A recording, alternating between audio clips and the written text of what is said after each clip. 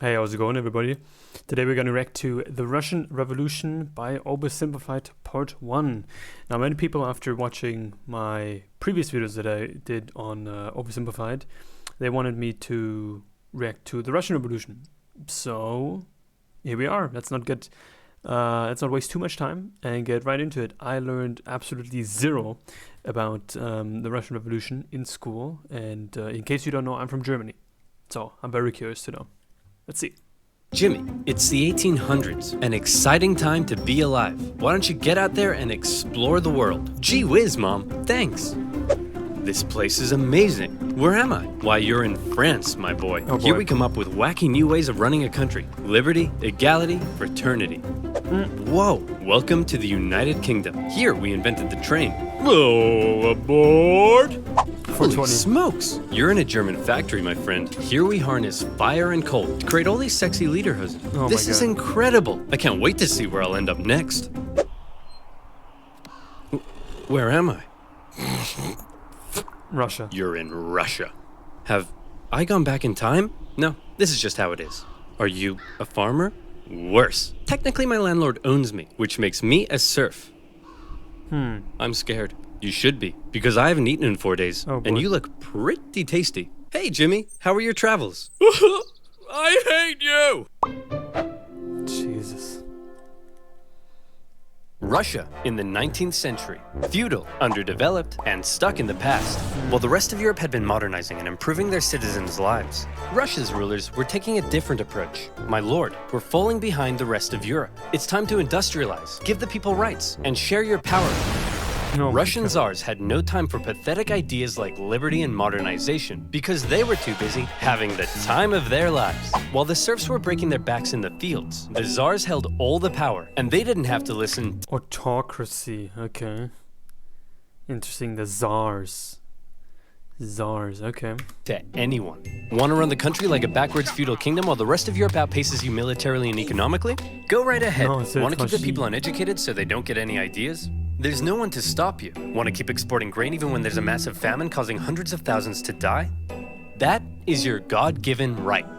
While all of this was great for the Tsar, if you were literally anybody else, it probably sucked because Russia was falling behind. If they were to keep up with Europe, they'd need a Let's look back at it. probably sucked because Russia was falling behind.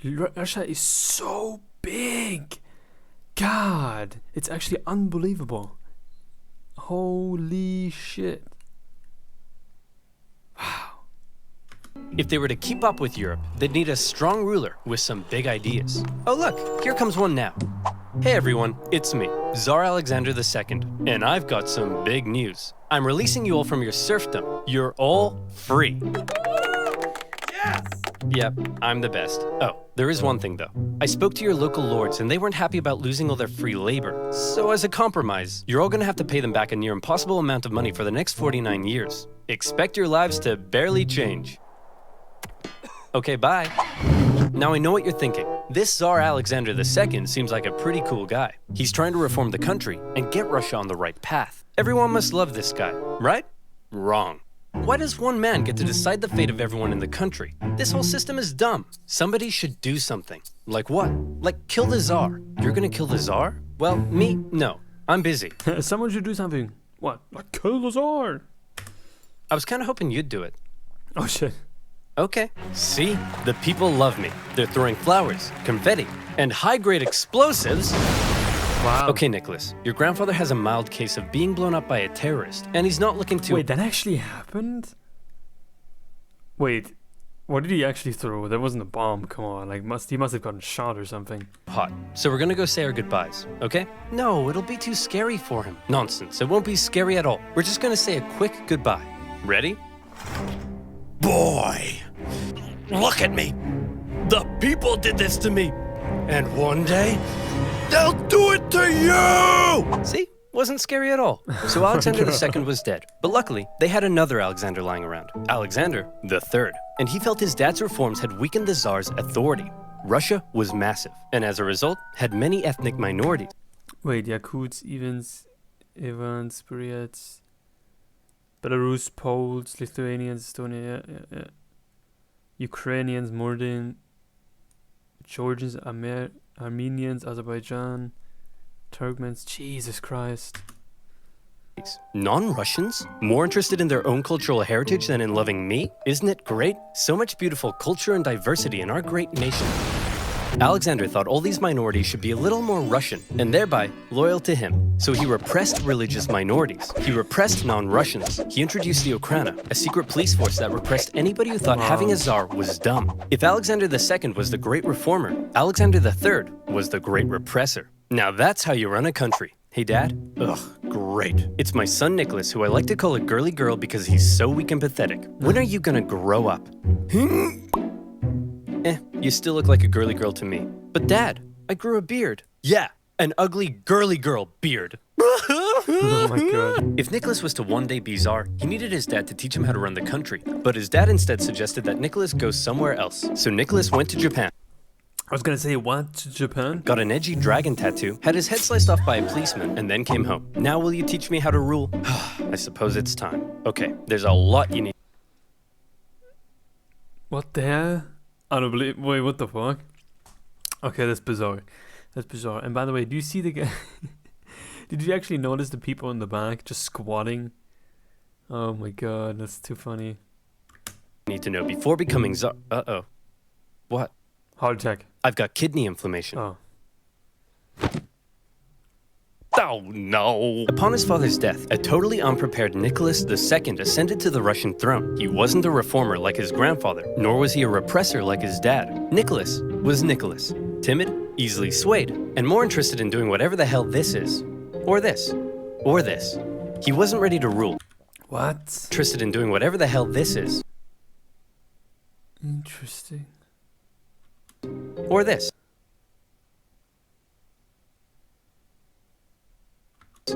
Or this. He wasn't ready to rule, and he himself admitted it, saying, "I'm not yet ready to be Tsar. I know nothing of the business of ruling." Bit of an awkward time to bring it up. However, Nicholas firmly believed that he was chosen by God to be Russia's big daddy. And while he doubted his ability to rule, he was going to give it his best shot. And hey, who knows? Maybe he wouldn't be so bad after all. To get things off to a good start, Nicholas promised free pretzels and beer to a huge crowd in Moscow to celebrate his coronation, so enticing a proposition to starving peasants that the ensuing stampede left nearly 1,500 people dead. What the hell happened? We're not sure, but you're scheduled to go party with the French at 8 o'clock. Shouldn't I stay here out of respect for the people? Oh, when you hear that music in the background, you know that it's about to go down. Tsars ever respected the people? Nicholas's decision to go party with the French immediately tarnished his image. Some were calling him Nicholas the Bloody. The Tsars had been partying hard at the expense of the people for long enough. They'd emancipated the serfs, but failed to lift them out of poverty. They used their secret police to crack down on anyone who might criticize them, and they'd failed to modernize and give the people rights, something the rest of Europe had begun doing over a century ago. The rule of the Tsars was quickly becoming outdated, and more Russians began wondering if there was a better way. For many, the solution was simple. Just look to the West. Republics, democracies, and constitutional monarchies galore. But a small growing group. Now, what year are we in, by the way? Because I don't know if they republics and everything? Democracies, yeah, I mean, the beginning days. Rejected that for an even better idea. A little something they called communism. Take Vladimir Lenin, an intelligent member of Russia's middle class, and also a massive ill-tempered jerk. If you disagreed with him about anything, he wasn't afraid to call you out. You fat-headed, simple-minded, vapid, cockeyed imbecile! What the Tenderheart Bear is a far superior Care Bear to Bedtime Bear! And he was no stranger to political unrest either. His older brother was executed for plotting to kill the Tsar, and Lenin himself was expelled from university for participating in a student protest. But how did Lenin go from being a middle-class nerd to the arbiter of socialist divinity? Shit. Well, to tell that story, we first need to go back a few decades to when a man named Karl Marx wrote a manifesto explaining how capitalism is a system whereby the stinky bourgeoisie oppressed and exploited the working masses, and that only through class warfare could the workers rise up and instate a communist utopia. Now go back forward a few decades to Lenin reading that manifesto and loving it. But publicly admitting you loved Marx and not Russia's big daddy would get you the cruelest punishment imaginable. Exile to Siberia. Enjoy exile, where you'll live with your wife, chill around town, and secretly write socialist newspapers. Hey, that doesn't sound so bad. And your mother-in-law is going to live with you. No! Once Lenin finished his stint in Siberia, he left Russia for Europe, where he was free to hang out with other Russian Marxists and talk about how great communism was. Wait, I'm curious to know, how was it even possible? Nowadays, if you want to go to a different country, right? You want to go to a different country now, you have to have visas, sometimes, depending on which country you're from and which country you want to go to. How was it even possible that they were just allowed to travel like that from one place to another? Especially when the whole government system was totally different. I mean... Now today, you might hear the word communism and think of this. Yeah. But that's not how intellectuals living under a tough Tsarist regime saw it. To them, communism promised a land where all were equal, where workers weren't exploited, and even people like you could get a girlfriend. So Lenin joined a party of Russian communists living in Europe, and he founded a communist newsletter that was smuggled into Russia to try to radicalize the people. However, not everyone in the Socialist Party agreed with Lenin. In fact, they disagreed with him on a lot of issues, and Lenin was so uncompromising that he caused a split in the party. During one conference, a heated debate broke out, and Lenin was unwilling to give an inch. You pig-ignorant, half-witted, fatuous morons! Cereal is a soup! Listen, Lenin, you're a smart guy, but you have no idea what you're talking about. We're out of here. All in favor of cereal being a soup? Hey, would you look at that? We're in the majority. So Lenin set up his own faction within the party he called the Majority, or Bolshevik if you're speaking Russian. And the other faction became... Oh, wait, that's what... Wait, what? Faction within the party he called the Majority, or Bolshevik if you're speaking Russian. And wait, Bolshevik means majority?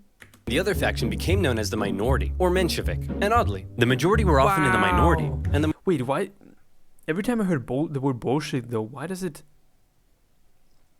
When people say the Bolsheviks, the majority... It's so strange. Minority in the majority. The Mensheviks were less radical, whereas Lenin wanted the Bolsheviks to be loyal to him and his uncompromising ideas. And if you weren't loyal, well then you're gonna get a big brain beatdown. Mensheviks worried that Lenin's attitude could lead to a one-man dictatorship. But come on, does this guy look like a dictator to you? For now, Lenin remained in Europe, writing his socialist newspaper and impatiently awaiting an opportunity to overthrow the Tsar and bring communist utopia to Russia. Cool, a free hat. Who the heck are you?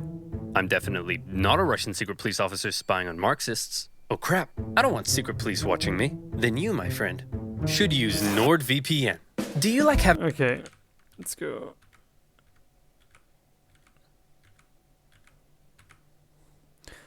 Right, if in case you're interested, go visit that one, but I gotta keep this video as short as possible. Where was I? Oh yeah, a timid, easily swayed Tsar, a massive ill-tempered jerk, impatiently awaiting a communist revolution. And revolution was coming, but not in the way Lenin thought. Back in St. Petersburg, one of the Tsar's most skilled and influential advisors knew the country finally needed to catch up with the rest of Europe. Hey Nick, we really got to industrialize, get more factories, and make some, I don't know, textiles or something. Won't that change the social fabric of Russia? Maybe. Hey, isn't it past your bedtime? But I haven't had my milk and snuggles yet.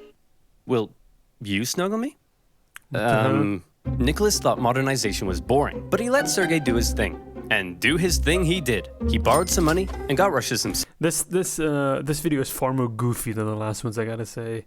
And I'm positively, you know, I mean, this video is great so far. I didn't expect it to be really more serious. Now, as serious as the topic is, really, can't deny it. Horrible events that happened. It's a fun style, fun take.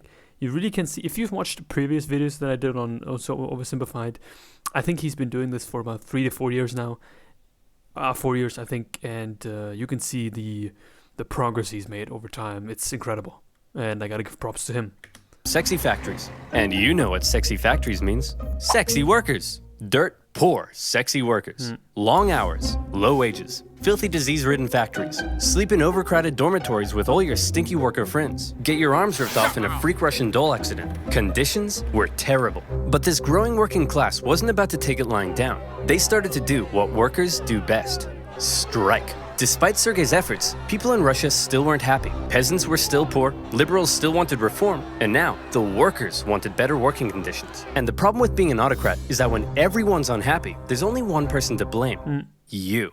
The people hate me. What do I do? Ooh, I know. Why don't we find a weak and pathetic nation to go to war with? We'll win easily, and everyone will love me again. Yeah, because you've when you watch a couple more or a couple of other oversimplified videos, there's always one good thing or one smart thing to do, especially when you have trouble in your own country, and that's what he's about to do. Go to if you basically what you should do is distract your own people by going to war with another country. That has worked very well in the previous decades, centuries. Again. Why don't we just try treating the people better? As luck would have it, an opportunity for war was forming in the Far East. Russia wanted to expand its sphere of influence into northern China, and coincidentally, so did Japan. But Japan didn't really want war, so they proposed an idea to reduce the tension. Hey man, we'll let you do your thing in Manchuria if you let us do our thing in Korea. I don't think so. We've got the largest army in the world. What do you have? I'm the Emperor of Japan. I have a giant mecha suit. Whoa.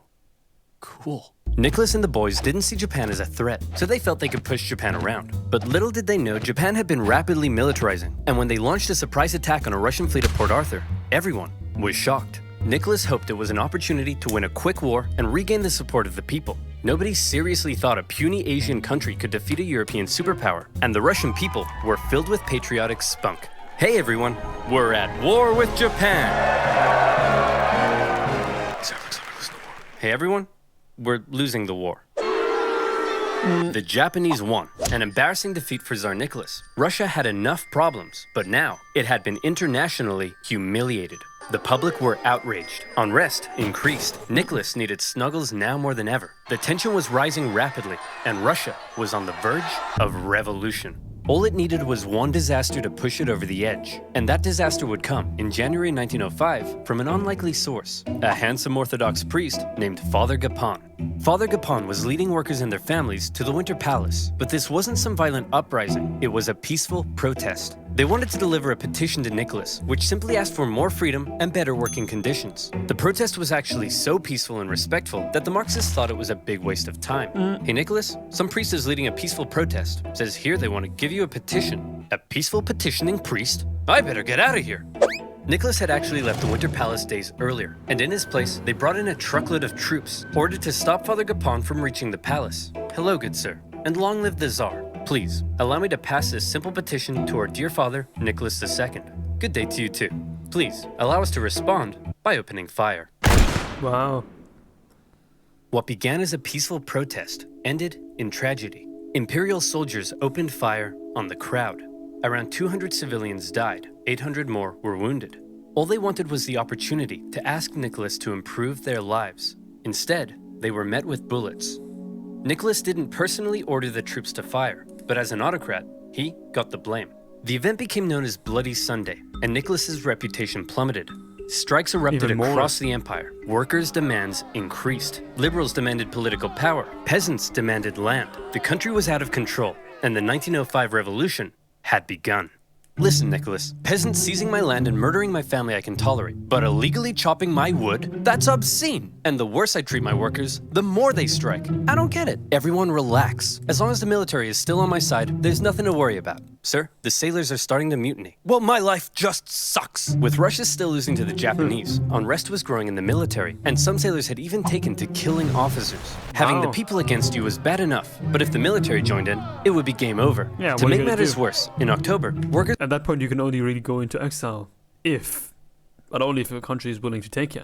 Some Marxists, including one Leon Trotsky, began setting up local elected councils called Soviets that coordinated strikes and supplied the workers. Sergei could see the writing on the wall. Things were going south fast, and he needed a big idea to save the Tsar. And luckily, he had just that. You see, all these angry people from different parts of society weren't really working together, meaning there was a weakness to exploit. Sergei wrote a manifesto that would give the liberals an elected assembly called the Duma. It took some convincing, but eventually, Nicholas agreed to share power and have his laws approved by an elected assembly. Hey liberals, here's your stupid manifesto. Happy now? We certainly are. But what about these guys? Aren't you gonna give them what they want? Oh, goodness no.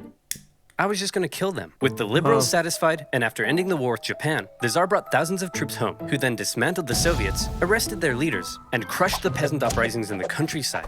And how about that pesky parliament Nicholas had agreed to share power with? Well, he then wrote a bunch of new laws, which basically said, hey, remember that manifesto I wrote and how you guys were going to approve my laws? Slight change of plan. Actually, I'm going to do whatever the hell I want, and you guys are going to shut up. What?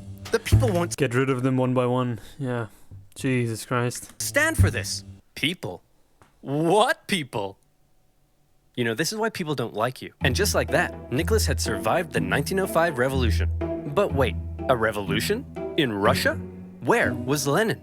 Well, Lenin and his communist pals were still in exile. He tried desperately to radicalize the uprising, but all he could do was watch. As the movements failed to organize, the liberals sold out the poor, and the Tsar outplayed the people. Furious, he believed Russia had missed a great chance for a real revolution. From now on, he felt the only way left was an armed revolution by the workers. Watching the events of 1905 unfold, Lenin learned a lot. The Tsar, however, would prove to have learned nothing. After the 1905 revolution had failed, the Tsar's new top man was Pyotr Stolypin, and he had big ideas to prevent any more chaos. I've never heard of him. Step 1, reform agriculture. This'll make the peasants love you. And step 2, we'll kill anyone who doesn't. To discourage any more revolutionary ideas, Stolypin began to crack down even harder on the Tsar's opponents, and thousands were sentenced to death. The noose even earned itself a new nickname, Stolypin's necktie. I don't get it. Oh, I see, because it goes around my neck.